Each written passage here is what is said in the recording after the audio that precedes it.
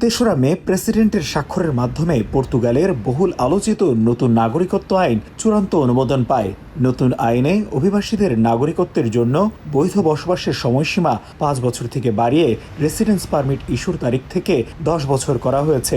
এছাড়া নাগরিকত্ব আবেদন করতে অভিবাসীদের যেতে হবে আরও কঠিন সব শর্তের মধ্য দিয়ে। পাশাপাশি দেশটিতে জন্ম নেওয়া অভিবাসী শিশুদের নাগরিকত্ব প্রাপ্তিতেও যোগ হয়েছে নানা জটিল নিয়ম। ফলে আইনটির চূড়ান্ত অনুমোদনের পরপরই হতাশা নেমে আসে দেশটিতে বসবাসরত লাখো অভিবাসীর মধ্যে। নাগরিকত্বের পাশাপাশি রেসিডেন্স পারমিট ইস্যু ও নবায়ন প্রক্রিয়াও এখন অভিবাসীদের বড় ভোগান্তির কারণ হয়ে দাঁড়িয়েছে।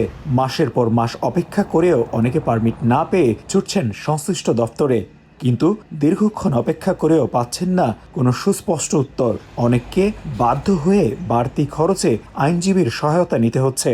এছাড়া প্রয়োজনীয় যাচাই বাছাই ছাড়াই আবেদন বাতিল করা সহ সংশ্লিষ্ট সংস্থার বিরুদ্ধে খামখেয়ালি আচরণের অভিযোগ ভুক্তভোগীদের। আমরা আসলে যখন পর্তুগালে এসেছি, এদের অভিবাসন নীতিটাই ছিল আমাদের জন্য মূল অ্যাট্রাকশন, যে আমরা এখানে থাকছি, ৫ বছর পরে আমরা এখানে পাসপোর্ট পাবো, এখানকার নাগরিকত্ব পাবো। পর্তুগালের ন্যাশনালিটি আইনটি অতিমাত্রায় কঠিন পর্যায়ে চলে গেছে, যেটা এখন বর্তমানে ১০ বছর কার্যকর হয়ে গেছে, যেটা আমাদের জন্য খুবই দুঃখজনক এবং হতাশাজনক।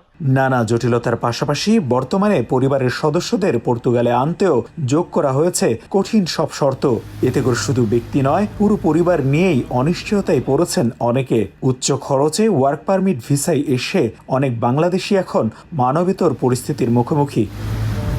একদিকে কঠিন নাগরিকত্ব আইন, অপরদিকে রেসিডেন্স পারমিট ইস্যু ও নবায়নে সংশ্লিষ্ট সংস্থা আইমার গড়িমসি, সবকিছু মিলিয়ে দিশেহারা পর্তুগালের অসংখ্য অভিবাসন প্রত্যাশী। তারা ছুটছেন ইউরোপের বিভিন্ন দেশে। তাদের প্রত্যাশা, নিজেদের প্রয়োজনেই সামনের দিনগুলোতে আবার অভিবাসন ইস্যুতে নমনীয় হবে পর্তুগাল। তারিকুল হাসান আশিক, সময় সংবাদ, লিসবন, পর্তুগাল।